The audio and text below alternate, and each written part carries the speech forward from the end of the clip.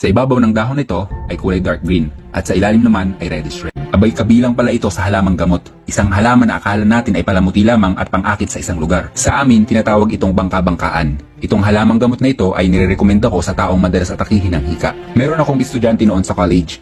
Kinuwento niya sa akin, itong halaman na ito ay gamit ng buong pamilya niya kapag inaatake sila ng asma. Magmula sa tatay niya at nanay niya hanggang sa bunsong kapatid niya, ito ang nagiging lunas nila. Maglaga lang ng 5 pirasong dahon nito at 3 basong tubig at saka pakuluin sa loob ng 10 minuto. Ang nilagang dahon nito ay nakakapagpagaling din ng lagnat, sore throat, pagdudumi ng ilong at dumi na may kasamang pagdurugo. Isama mo na rin ang whooping cough o yung sobrang lala ng ubo na mariringgan mo ng kakaibang tunog habang ito ay nahinga. Paalala lang po, ang whooping cough ay isang uri ng serious respiratory infection. Sa madaling salita, sobrang lala ng ubo. Pero kaya itong lunasan ng bangka-bangka. Kalimitan ng dahilan kung bakit ang isang tao ay nadumi na may kasamang pagdurugo ay dahil ang kanilang bituka ay namamaga at nagreresulta ng pagdurugo sa tiyan na siya namang nasama sa pagdurumi. Kaya din itong lunasan ng dahon nito.